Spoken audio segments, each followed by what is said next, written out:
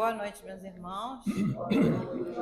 Que a paz de Jesus esteja em nossos corações, né?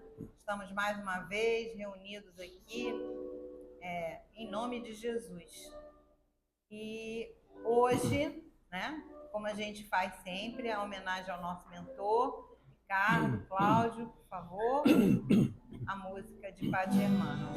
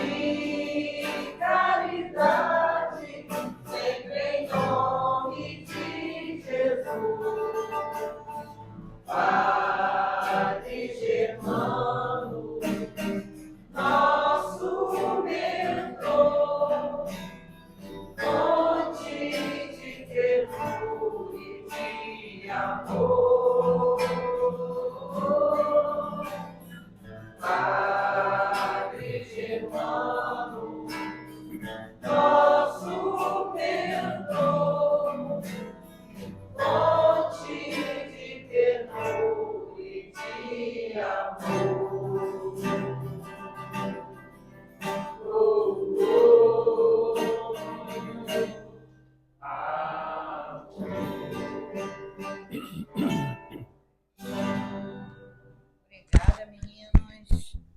Vamos fazer agora uma página. Eu peguei aqui esse livrinho que eu gosto muito. Minutos com Maíse. Foi aberto aleatoriamente. Vamos lá. Sendo medidos. Jesus, magnífico, disse-nos: com a mesma medida com que medires, sereis medido. Somos pródigos em crítica ao outro, mas esquecidos de que o outro tem o mesmo direito de observar-nos.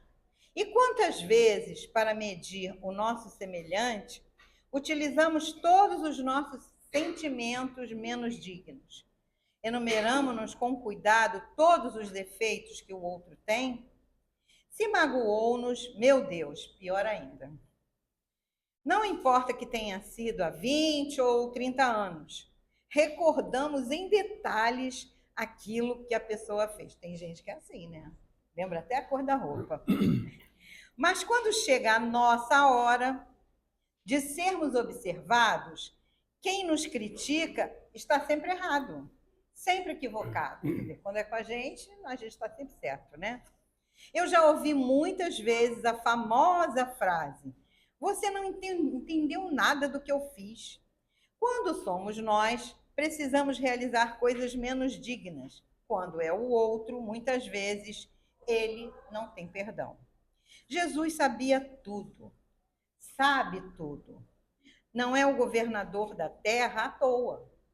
Quando a terra era uma bola de fogo no céu, ele já era o governador da terra. Por isso afirmou: com a mesma medida que usares para medir o outro, sereis medido. Nós nem pensamos sobre isso. Um dia mesmo que seja na verdadeira existência, Ao olhar para trás, talvez lamentemos ter tecido críticas acerbas a pessoas que, no fundo, nós não conhecíamos e que até tinham bons sentimentos por nós, em termos dado tanta importância a pessoas que absolutamente não gostavam de nós. Tinham apenas a aparência que o contato social e a conveniência delas preceituavam. Por isso, na hora crítica, sejamos construtivos. Claro que podemos discordar do outro, que podemos fazer observações, seja no ambiente de trabalho, seja portas adentro de nossa casa, seja no ambiente da nossa religião, seja no mundo, mas cuidado.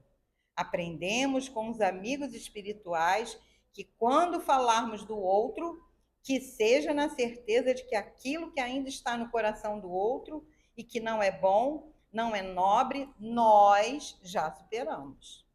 Se nós começarmos a seguir esse caminho, não criticaremos mais. Porque quantos de nós não temos diariamente que lutar contra nós mesmos, contra aquela tendência que ninguém conhece, que a máscara social oculta, mas que ao primeiro toque aparece na palavra ferina, na observação cruel, na intemperança, na paciência. Quantas pessoas covardes são até violentas com pessoas mais humildes, que elas podem dominar, que elas podem maltratar. Chega disso, dessa tendência de o homem menosprezar o outro.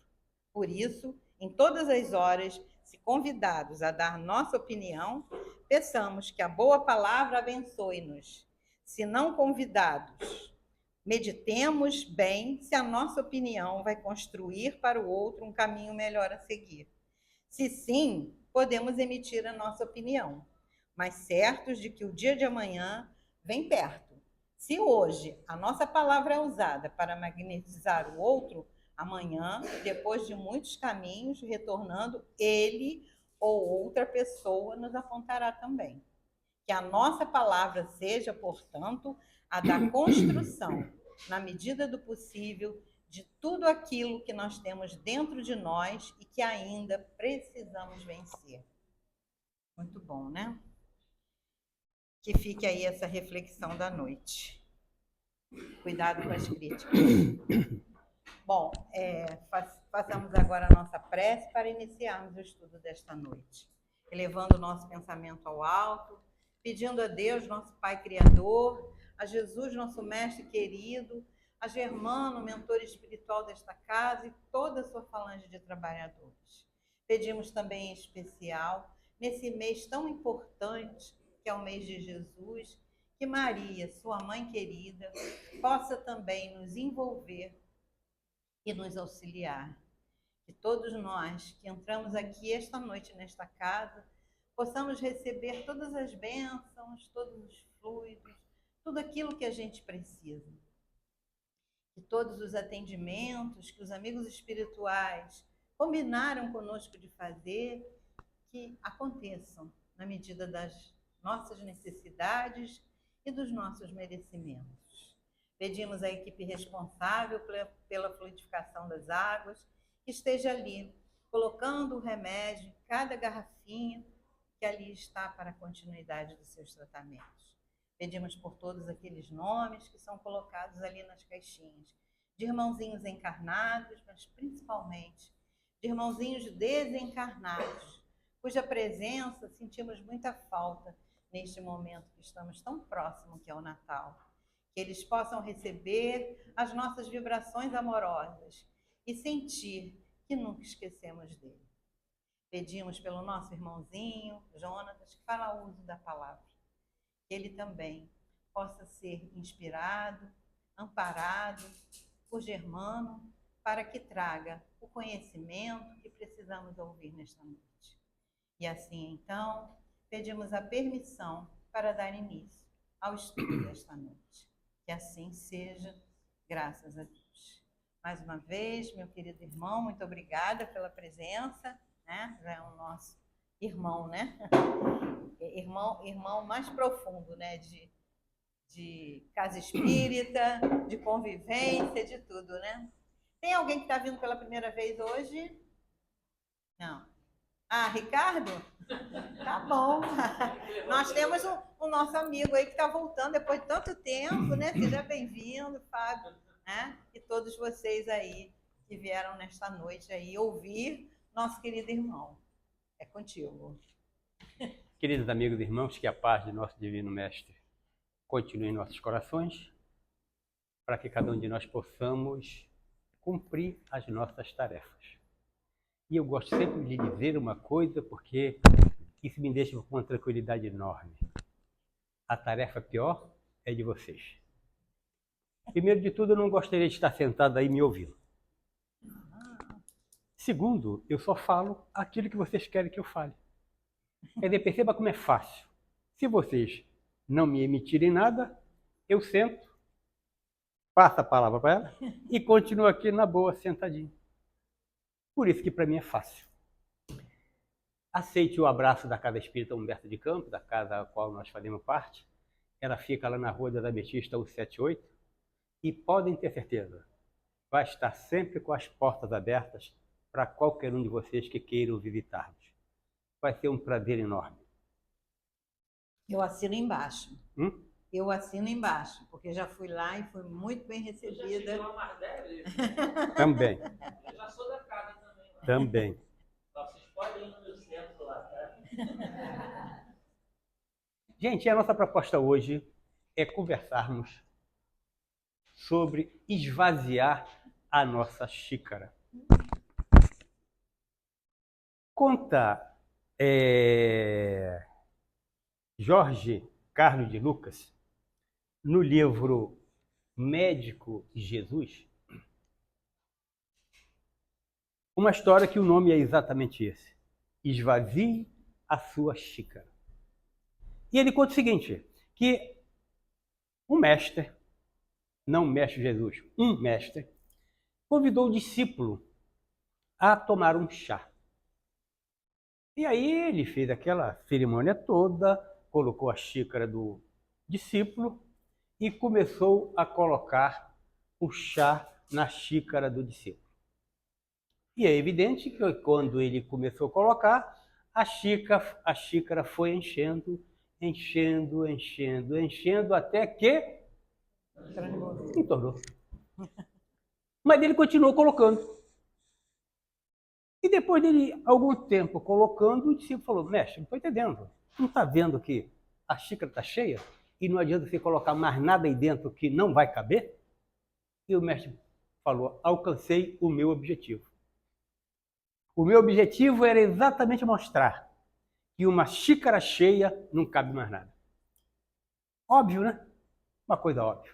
Mas só que o mestre disse mais.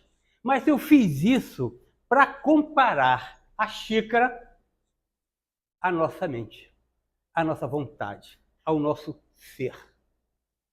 Ou seja, o mestre estava dizendo que nós só podemos receber alguma coisa se estivermos com a xícara vazia. Querem ver uma coisa? Todos nós que estamos aqui, pode ser que haja alguma exceção, que honestamente, me perdoe, não acredito. Todo mundo que veio aqui veio buscar alguma coisa. Ou estou mentindo? Alguém veio aqui? Não, eu vou lá porque eu gosto de estar lá, porque eu já sou um indivíduo que aprecio a casa espírita, então eu vou, mas não vim buscar nada, eu não quero nada, eu só vim aqui porque vim. Tem alguém aqui nessa situação? Acredito que não. Porque nós, pelas nossas próprias necessidades, sempre procuramos algum lugar, seja ele qual for, que nos ofereça alguma coisa. Em qualquer lugar que a gente vá. Mesmo a uma festa, você vai porque você está imaginando que aquela festa pode te oferecer algum momento de prazer. E é exatamente o que nós estamos fazendo aqui. Nós viemos aqui, de uma certa forma, buscar alguma coisa. Hoje até fica bem claro. Teremos os passes. A gente vai tomar passe? Vai lá só para ir? ou vai lá imaginando, acreditando que nós vamos receber alguma coisa. Não é isso? Vocês não vão ficar chateados comigo pelo que eu falar? Eu fico até com medo. Mas sabe que alguém pode ir lá e não receber nada? Ué, pode? Pode. O cara vai na casa espírita tomar um passe e não recebe nada? Pode, se a xícara dele estiver cheia. Não foi o que nós acabamos de falar agora? Então, para mim ir buscar o passe, eu tenho que estar me preparando, eu tenho que estar esvaziando minha xícara para poder caber alguma coisa. Um exemplo que eu acho perfeito para isso. Jesus, numa certa época, caminhando com seus discípulos, e obviamente um monte de gente em volta dele, ele chega para Pedro, coitado Pedro, diz assim, Pedro, alguém me tocou. Eu, pelo menos, disse, mestre, você está maluco, né? Uma multidão dessa, você vem perguntar que alguém te tocou? Aí Jesus disse, não, saiu alguma virtude de mim. E aí aquela senhora que sofria de hemorragia disse, não, mestre, fui eu. Porque eu tinha certeza absoluta que se eu encostasse a mão na sua túnica, eu ficaria curado. Essa senhora estava o quê? Com a xícara toda vazia para poder receber alguma coisa. E aí alguém pode estar dizendo, mas esse negócio de xícara vazia não é muito bom, não. É melhor ter xícara cheia. E se eu tiver... Opa! Se você for capaz de ter uma xícara cheia de amor, tolerância, paciência, resignação... Sabe que não precisava nem estar aqui? Não precisava nem estar aqui. Porque casa espírita é lugar, me perdoe mais uma vez, de pessoas doentes. Todos nós somos doentes, não fisicamente, mas doentes da alma. E o que Jesus disse? São aqueles, os doentes que precisam de médico? Gente, aqui está o remédio que a gente precisa. Aqui está tudo que eu preciso. Agora, para que eu vá tomar um passe e receba alguma coisa, eu vou pegar aqueles sentimentozinhos, deixo lá fora. Jesus falou isso também, hein? Está lembrado que no templo, quando alguém vai fazer a oferenda, ele diz, pera, aguenta um pouquinho aí. Vai lá fora e conversa com o teu inimigo. Depois, vem aqui e faz a oferenda. O que ele estava dizendo?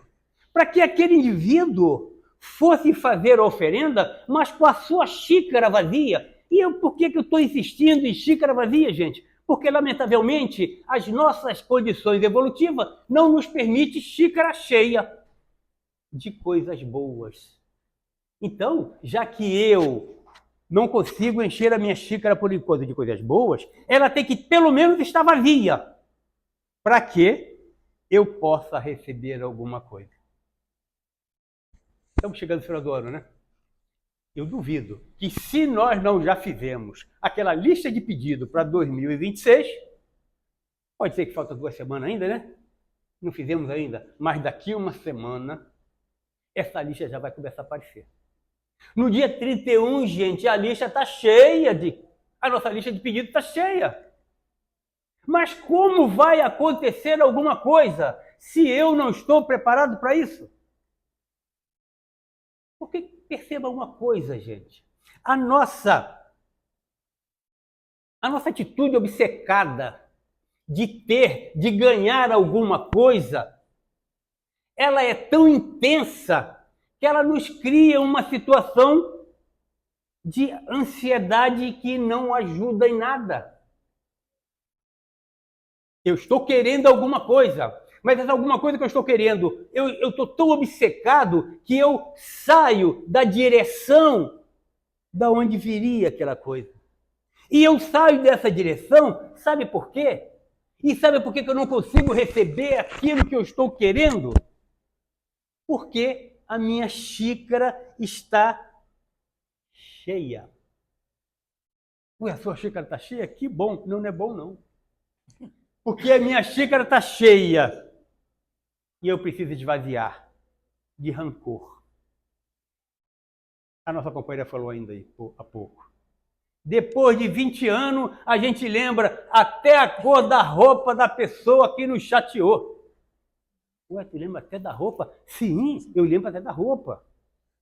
Por quê? Porque o rancor é alguma coisa que ele está disfarçado. Vocês já ouviram alguém falar, sinceramente, ó, eu sou muito rancoroso, hein? Toma cuidado comigo. Vocês já ouviram alguém dizer que eu sou rancoroso? Alguém? Já viu? Puxa, você é um cara de sorte, que eu nunca ouvi ninguém dizer, ó, eu sou rancoroso. Não, eu às vezes eu guardo uma raivazinha, mas de leve. Ó, raivinha de leve. Porque o rancor ainda ele está disfarçado. Querem ver como é que ele disfarça bem? Lázaro, ao ser, vou botar aqui uma aspa, né, ressuscitado pelo Cristo, que a gente sabe perfeitamente que não foi ressurreição, né? O Lázaro passava por um processo físico qualquer, tipo uma catalepsia qualquer, e Jesus, pelo seu grande poder magnético, ele chamou Lázaro de volta. Pois bem, Lázaro tinha grandes amigos. Isso conta Humberto de Campos. Lázaro tinha grandes amigos dentro do templo.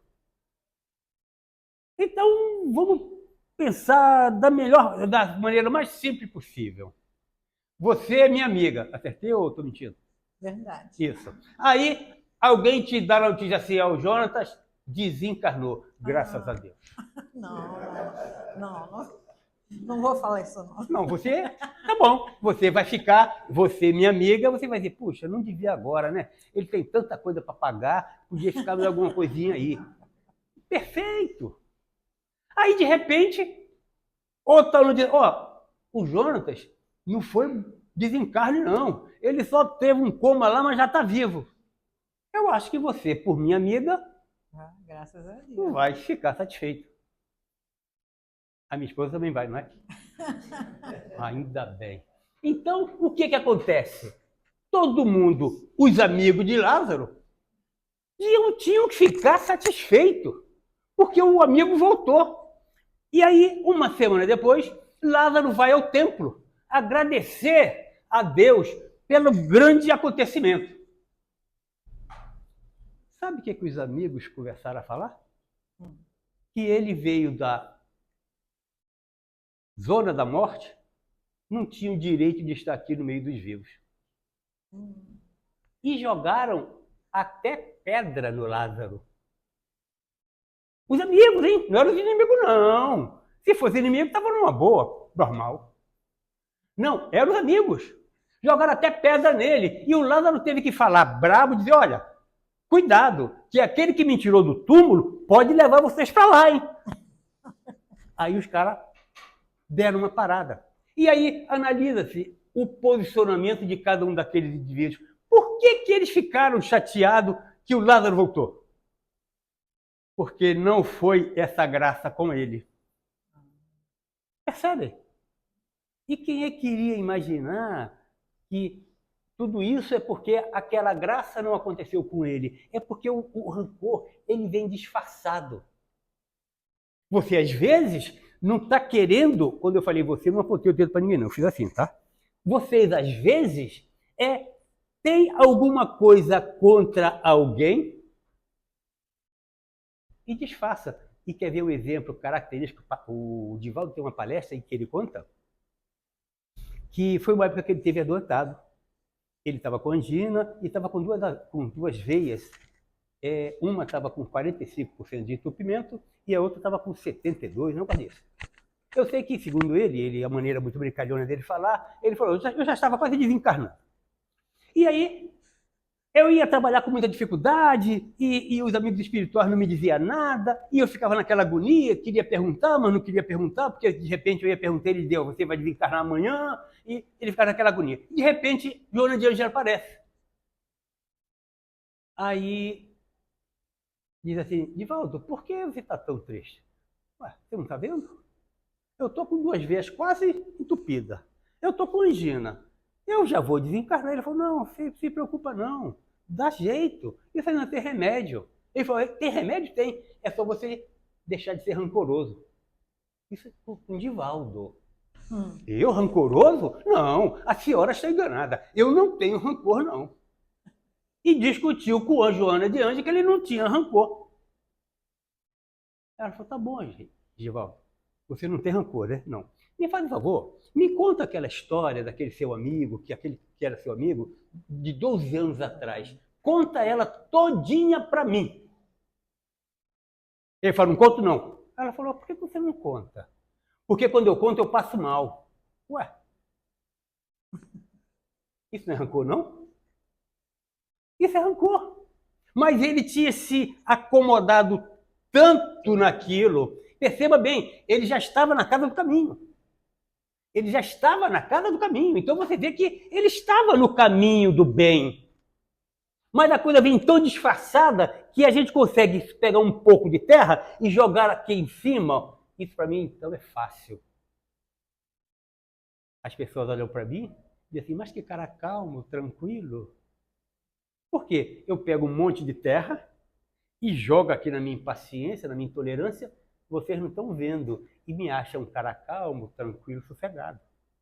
E a mesma coisa aconteceu com o Divaldo. Ele pegou aquele fato e conseguiu abafar. Aí ela falou, então, Divaldo, conta aquele caso para mim. Aí ele falou, não, vou passar mal. Eu, poxa, bem, Divaldo, você vai passar mal? É o rancor que está te matando. Muda, que você vai ver que as coisas vão mudar. E aí foi que ele começou a trabalhar nisso e 6 ou 8 meses depois, Joana apareceu outra vez. E aí, Divaldo, como é que você está? Eu estou melhor. Você quer me contar aquele caso que eu esqueci? E ele contou todo o caso sem se irritar.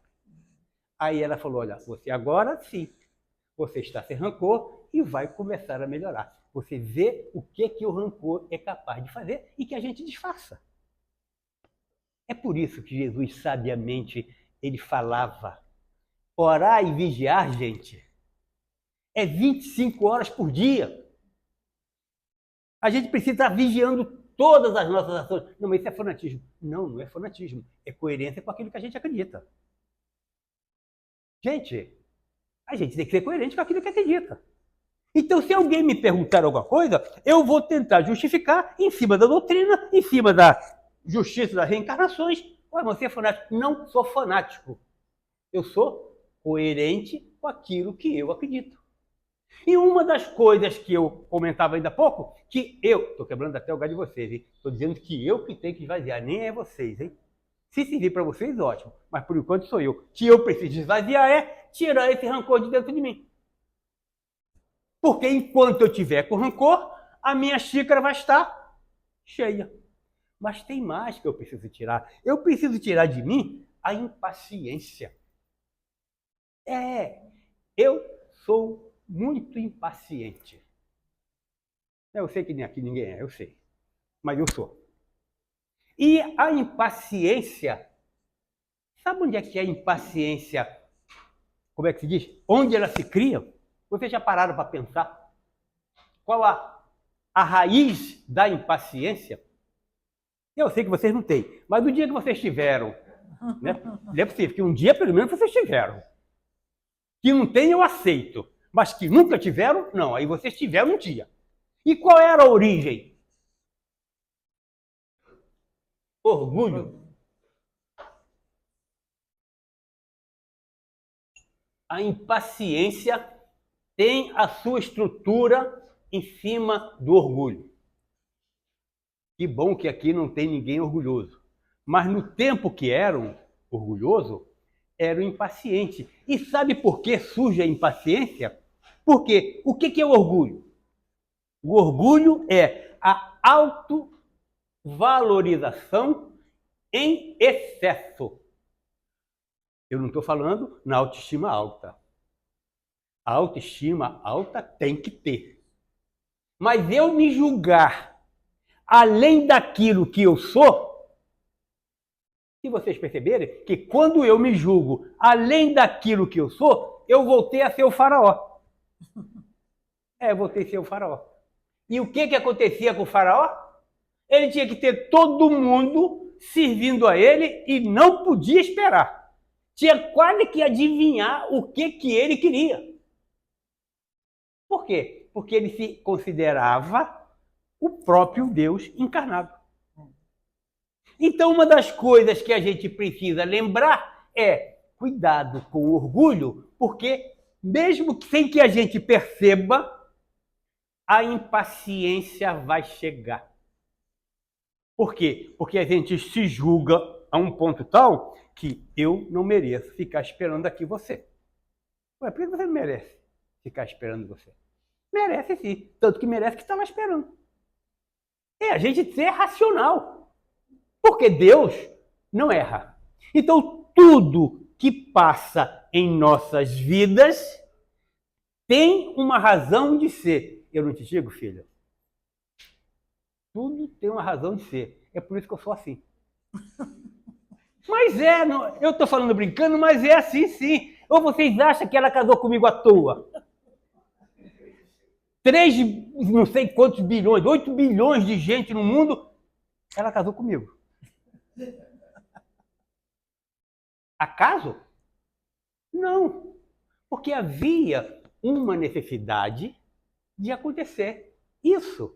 Então, se eu estou passando por um processo que eu tenho que aguardar alguma coisa, que eu tenho que aguardar na fila, que eu tenho que aguardar a boa vontade de alguém, gente, isso não foi à toa.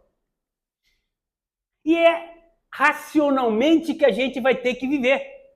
Não, peraí, opa, eu estou aqui meio agoniado, mas eu preciso ficar aqui.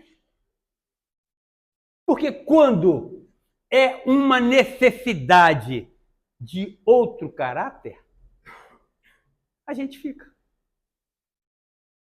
A gente fica, às vezes, 2 horas esperando uma entrevista de emprego porque está precisando daquele emprego. E quando vai falar com o entrevistador, bom dia, tudo bem? Aí está rindo ainda, está perguntando se o cara está bem. Ou não é assim? Ah, então quer dizer que no emprego que eu preciso, eu sou paciente, eu sou tolerante. Um copo d'água que eu estava com preguiça de dizer, filha, por favor, pega um copo d'água. Está demorando. Tem alguma coisa errada. Tem alguma coisa errada. E a doutrina espírita vem exatamente nos mostrar essas coisas erradas que acontecem conosco, porque é uma questão, gente, hoje nós precisamos viver dentro do racional. Eu preciso racionalizar as minhas ações. Porque se eu deixar viver puramente pelas emoções, imagine o que eu trago. Imagine o que eu trago aqui na minha bagagem de emoção. Não, é melhor imaginar, não, deixa pra lá. Não imagina, não, porque vai ter problema. Então eu preciso o quê? Agir com essa racionalidade para diminuir essa impaciência. E eu só vou dar um susto a vocês, tá? Cuidado, que a impaciência é o passo anterior da cólera. Porque a cólera também tem o mesmo patamar. O orgulho. Então, antes do estado colérico, eu passo pelo estado de impaciência. Então, eu não posso, de hipótese nenhuma, passar pelo estado de impaciência, porque quando eu passo pelo estado de impaciência, eu caio no colérico. Meu irmão, quando cair no estado colérico, você perdeu a razão. Você já não consegue mais raciocinar. É por isso que o estado colérico, o que ele faz? O que estiver na frente dele, ele quebra. Por quê? Porque ele não está raciocinando. Ele não está pensando em nada. Então, a gente precisa, sim, ter mais cuidado com essa tal de impaciência. Vigiar um pouco mais as nossas ações, o nosso dia a dia, para que não aconteça isso. Mas eu preciso tirar uma outra coisa da minha xícara, que está muito cheia. Negatividade. Eu sei que o mundo está complicado. Não vai adiantar a gente estar tampando aí o sol com a peneira e dizer, não, o mundo está tranquilo, está bom. Não, não está. Não está. A gente está vendo que não está. Agora, a gente também está vendo que é o que a gente precisa. Opa, isso é indiscutível. Porque se não fosse assim, nós não estaríamos aqui encarnados no mundo de prova e expiação. Agora, nem porque o mundo está com algumas dificuldades, porque está, eu preciso estar sempre pensando no pior. Eu preciso estar sempre armado. Outro dia eu vi, por coincidência, eu estava andando na mesma direção que um companheiro e vinha um outro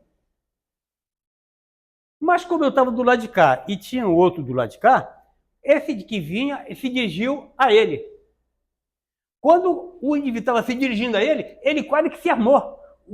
Aí o cara que veio falou assim, não, meu amigo, eu só queria fazer uma pergunta que eu estou perdido. Ele queria uma informação. E o cara já estava se arrumando. Quase que ele correu. Quase que ele correu. E o cara só queria uma informação. Afe Maria! Se vier de moto, você sai correndo de vez. Eu não estou dizendo, gente, que a gente não precisa tomar o devido cuidado. Não, não é isso. Vamos sim tomar o devido cuidado. Tomar cuidado não significa que está esperando o pior. E, lamentavelmente, a gente está sempre esperando o pior. A gente tem sempre duas opções. Ou sim ou não.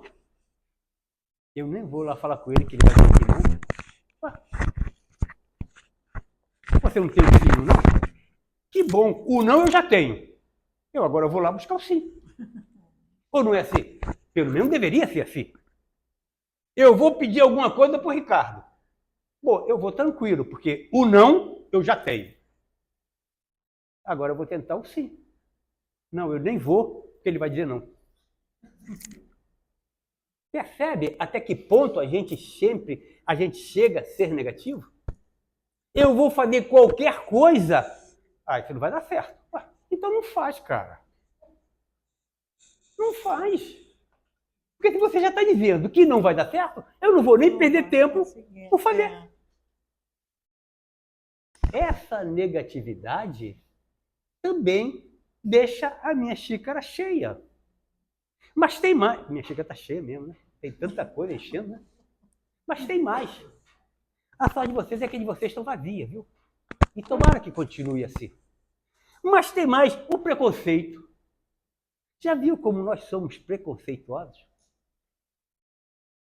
Somos preconceituosos demais. É contra cor, é contra sexo, é contra situação social, é contra tudo que puder. A gente sempre tem um pré-conceito, ou seja, a gente conceitua antes de ser. Precisamos parar com isso, gente. Porque isso não leva a nada. Porque eu tenho certeza que já aconteceu com algum de vocês, de que uma determinada pessoa, que a princípio você deixava ela bem de fora, e depois houve uma ocasião a qual você conseguiu perceber o que ela é, e diz, sabe que eu fiz um conceito diferente de você? Mas é isso que acontece. E além do preconceito, tem o que eu acho pior do mundo, é o desamor ao próximo. Gente, hoje ninguém está mais preocupado com o outro. Se o outro está com dificuldade, é problema dele. Gente, não existe isso. Não existe dificuldade minha. Existe dificuldade nossa. Porque o mal que bate na porta do meu vizinho hoje, ele pode vir bater na minha porta. Então, se eu fosse um pouquinho mais inteligente, sabe o que eu faria? Eu impedia o mal na porta dele. Como? Ajudando a ele a resolver o mal. Esse mal nunca ia chegar na minha porta.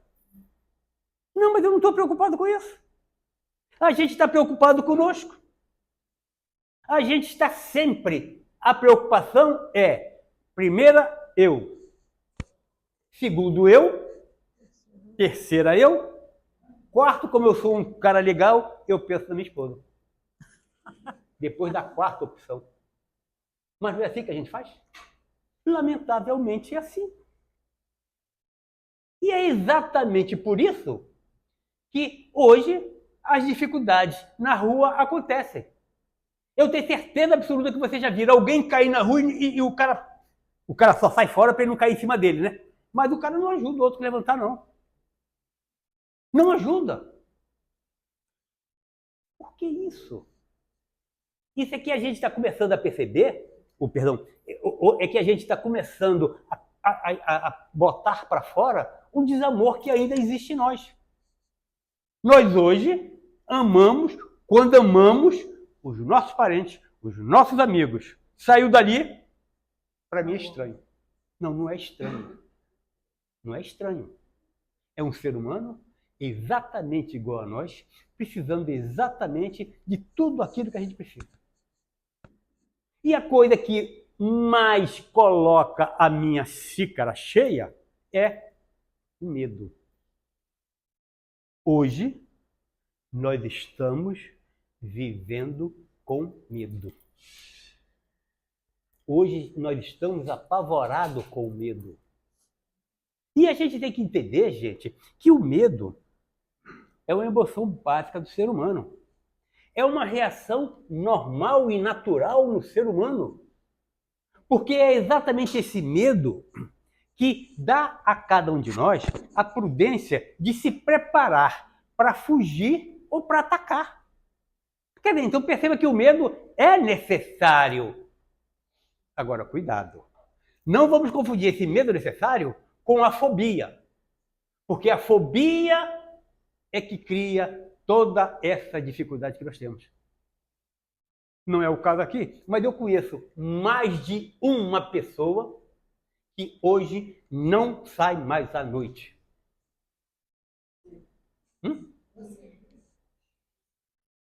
Não sai mais à noite.